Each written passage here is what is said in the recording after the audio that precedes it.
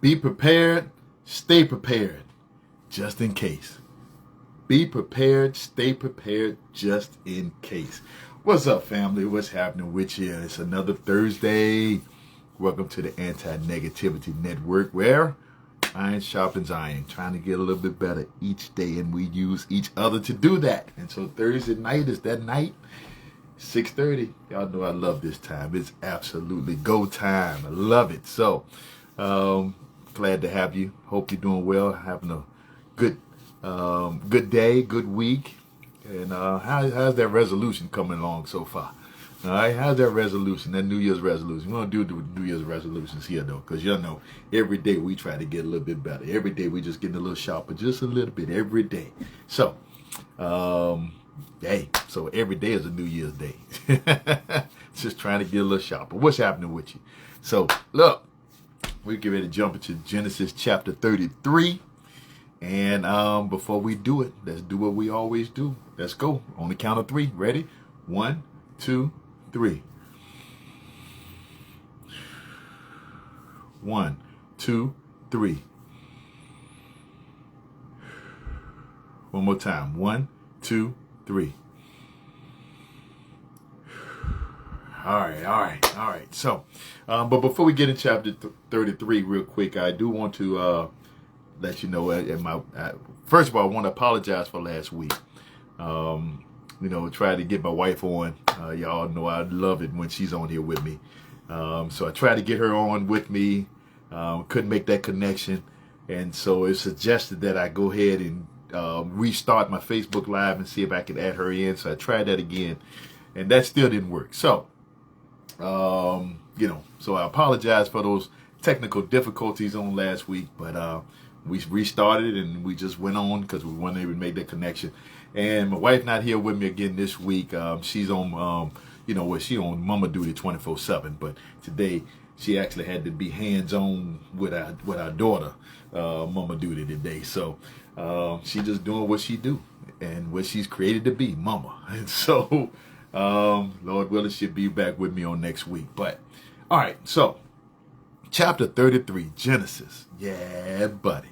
Let's go into it. But before we get to chapter 33, of course, we got to talk about 32, bring you up to speed.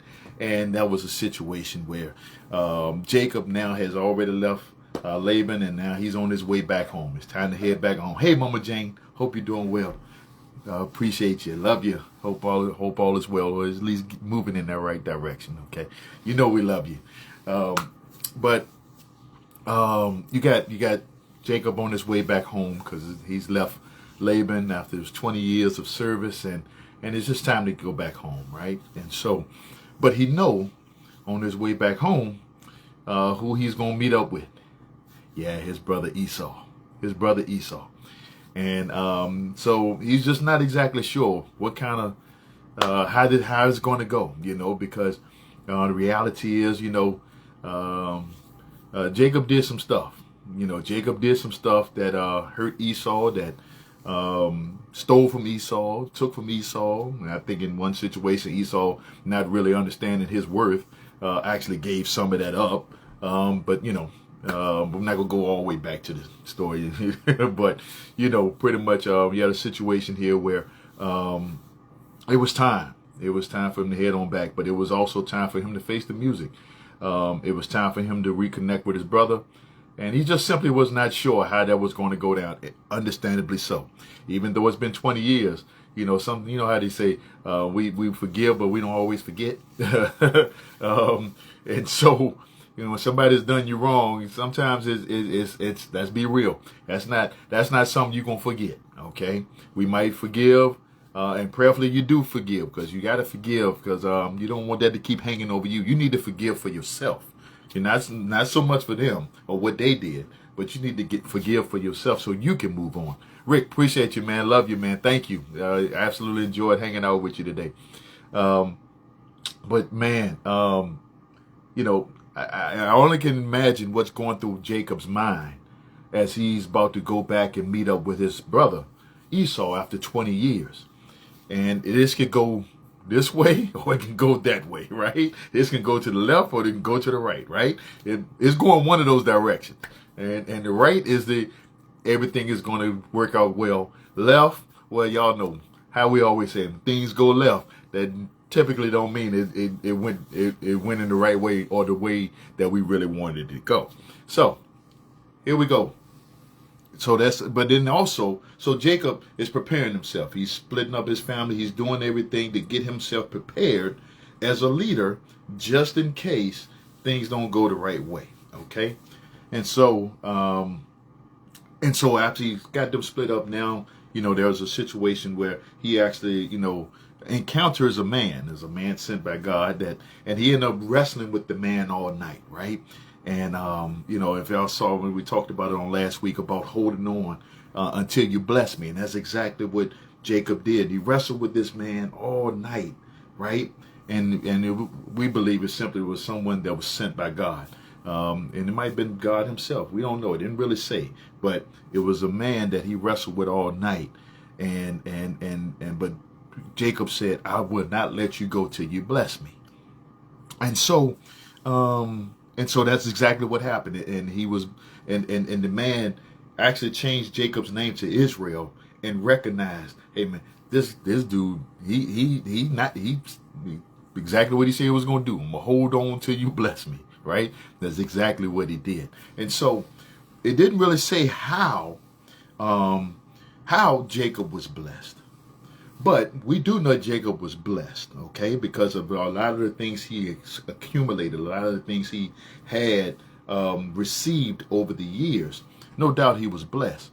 One other little caveat that happened, that this gentleman, this mysterious man, this unknown man, but it simply says they did say he wrestled with God, and so I'm not one to dispute that. You heard that, but in scripture it doesn't say that he was wrestling with God. It just simply said he was wrestling with the man. Well, I take that back.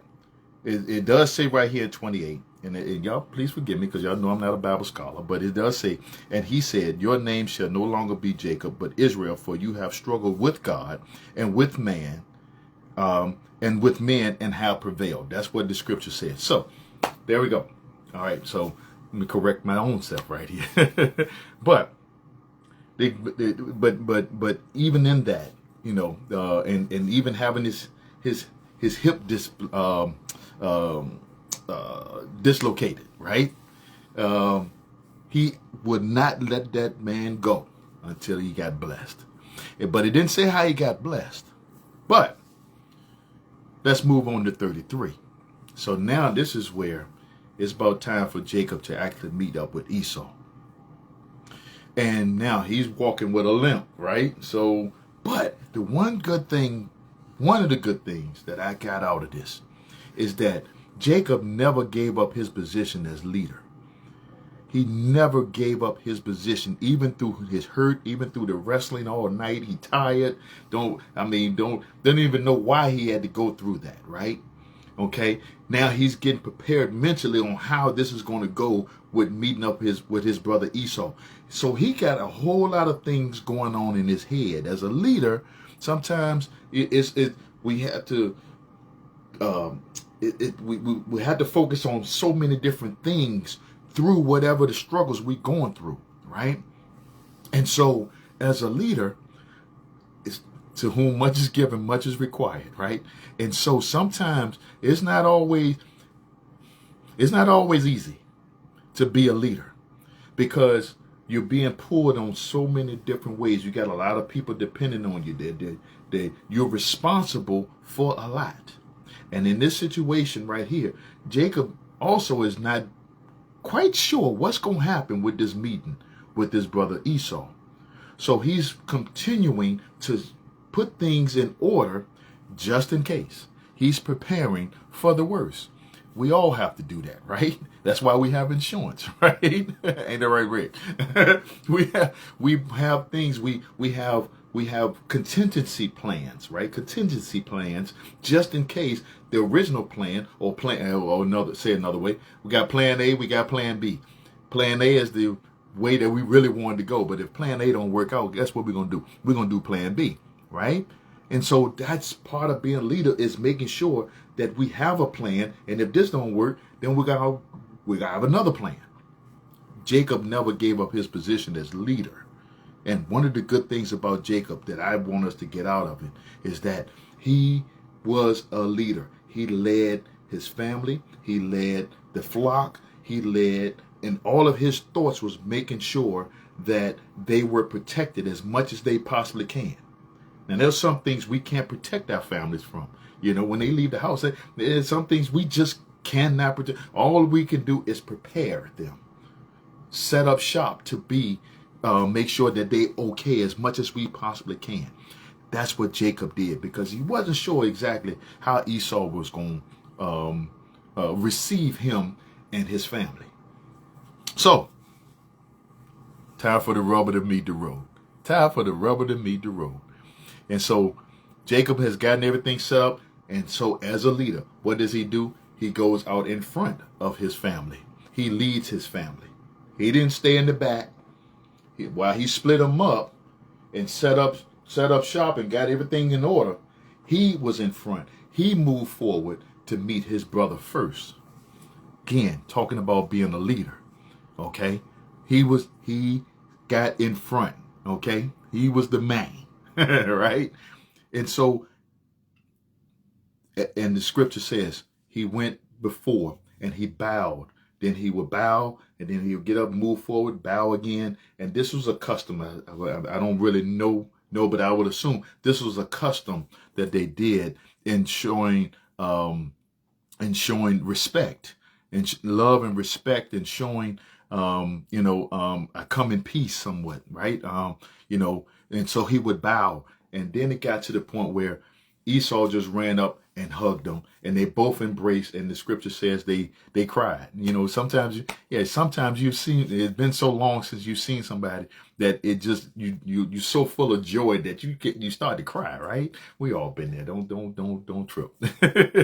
But sometimes, just being able to see someone that you haven't seen in a long, and sometimes, time does heal. I know time literally doesn't, but sometimes we need that time, that period of time, to get over what has happened, which will help us to be able to come back together and actually be on one accord. And so that's exactly what happened here with Esau and Jacob. They embraced, and it was a beautiful, reunion at that moment, right? And so it's only can imagine what Jacob was feeling. Only can imagine what Esau was feeling, because Esau actually had, if Esau really wanted to be bitter and wanted to really go after his brother, even if it was 20 years later, he had a reason to do so, right? Because of what had happened, what Jacob had done to him, right? And his mother, actually, too. Jacob, because his mother actually had something to do with that whole thing as well. So I'm just trying to give you understanding of this story here. So, Jacob and Esau, now they begin to talk a little bit, and Esau is like, okay, all right, man. Well, look, let's go ahead on home. I'm gonna lead you. I'm gonna lead you on back home. I'm gonna lead it. Let's. Man, it's so great to see you. Let's go ahead back home. Well, Jacob still ain't give up. He's not giving up his leadership position. Okay, because again, we had this embrace, but that doesn't mean that the embrace really meant all is forgiven, because he didn't know exactly what Esau may have had planned, right? Bible didn't say whether he did or not, but I'm looking at it from Jacob's standpoint. This is my family. I'm coming back in contact with my brother, whom I know I did wrong. I did some stuff I ain't had no business doing to, and he has every right to be upset with me. But now this embrace lets me know that maybe all is forgiven. But before I put all my eggs in one basket, I think I might want to slow my roll and make sure. That's exactly what Jacob did here. So Jacob said, "Look, first let me bless you. Let me give you something." And Esau is like, "Look, I'm good, man. I've been blessed over the years. I don't need anything. I'm good. I'm just glad to see you, right?" But Jacob was like, no, I really, I feel I have to give you this. And so he kept on to the point that Esau was like, okay, all right, I'll accept what you're going to give me. Esau didn't really want it because he said he didn't need it, but Jacob felt like he had to do it. It reminded me back in quite a few chapters ago when we talked about his grandfather Abraham, when he went to get the land to bury his wife Sarah, and the guys was like, no, I'm gonna give you this, but he demanded that he pay for it himself. And this is a situation right here where it looked like Jacob demanded that he give something back to Esau, considering what he had put his brother through, right? And so that's exactly what he did, okay? But Jacob was like, no, you go ahead, man. We're going to fall back because my family's tired and my flock is not quite up to par. And I don't want to push them to the point where they end up dying and I lose all of them, right? And so Jacob, again, stand in leadership position and making sure that his family and his flock are taken care of and protected. Because again, not exactly sure what Esau might have up his sleeve. Esau might be setting them up for something. Jacob's still not sure. So he's still on guard. He's still trying to make sure that his family, his flock is taken care of and is protected. So what do we get out of that? Don't put all your eggs in one basket just because it's a feel-good moment. You got a feel-good reunion moment. But don't forget the history, because they might be setting you up. Okay? The Bible didn't say Esau did, but you think about the moves that Jacob was making. And Jacob told Esau, go ahead, we'll eventually catch up with you. We'll eventually meet up. But right now, I need to take care of my family and take care of my flock.